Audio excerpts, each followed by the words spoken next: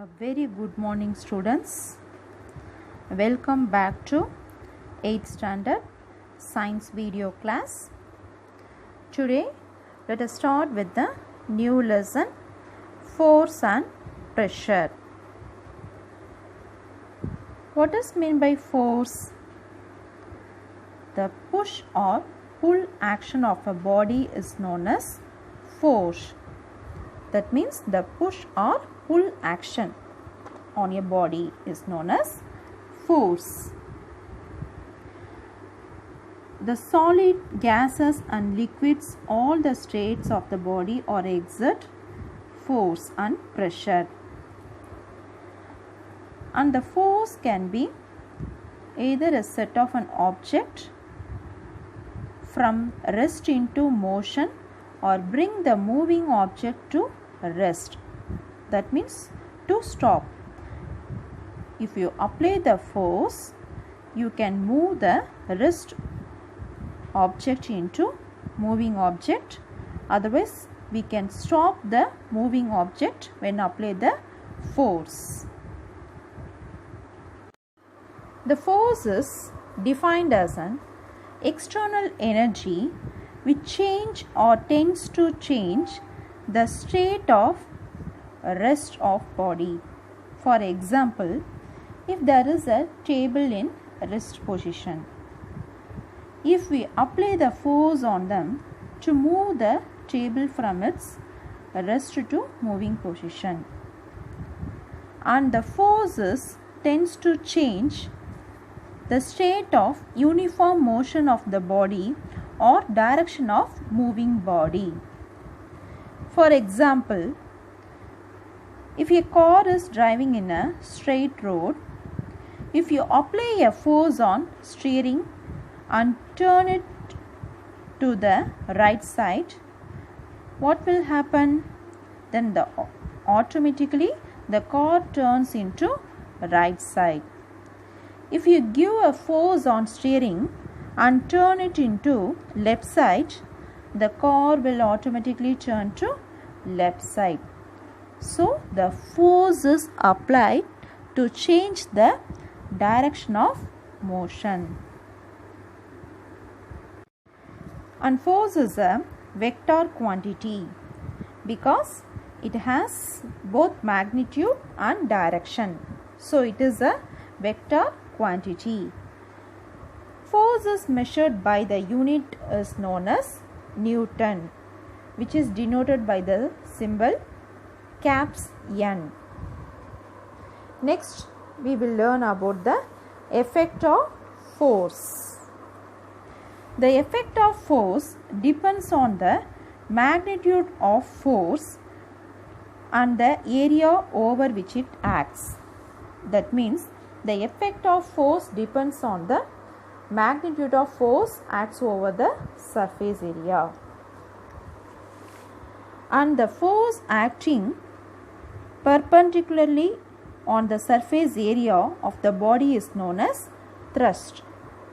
That is, there is a force act perpendicular to the surface area of the body, which is known as thrust, and it is measured by the unit is Newton. If we apply the force in perpendicular position, that is known as thrust. Next, we will learn about pressure. The effect of force can be measured using a physical quantity is known as pressure. So the pressure is used to measure the effect of force. The pressure is equal to force or thrust by area. That is, force divided by surface area, we will get the amount of pressure. And the SI unit of pressure is Pascal. And 1 Pascal is equal to 1 Newton meter power minus 2. Let us learn some of the examples for effect of pressure. If the effect of pressure can be increased by increasing the thrust or decreasing the surface area of the body. That is, the effect of pressure is increased. How it will become increased? If you increase the force or decrease the surface area, the effect of pressure is increased. For example, if more number of wheels are provided for heavy goods carrier, which decrease the pressure by increasing the area of contact on the road. So, that is heavy goods carriers which has more wheels to increase the area of contact on road. And second one example is, in school bag, all of them are noticed, it has broader straps which provide less pressure on the shoulder by providing a larger area of contact with the shoulder. So, it gives the less pressure on the shoulder. And next one is atmospheric pressure.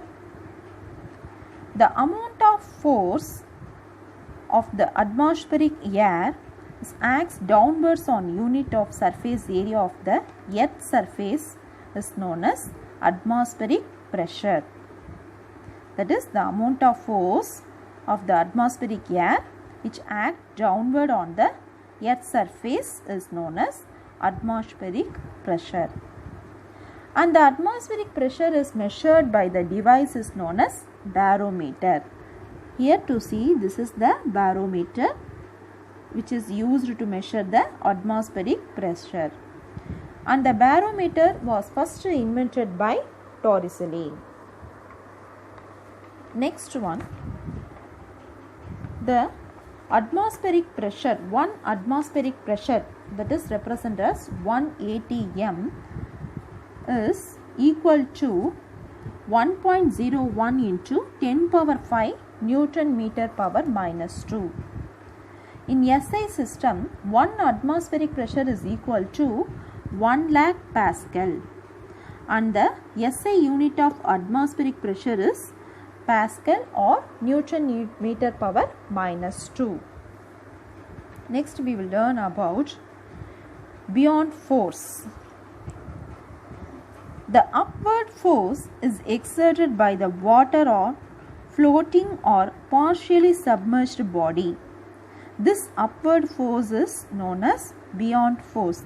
There is a upward forces act on the floating body or partially submerged body.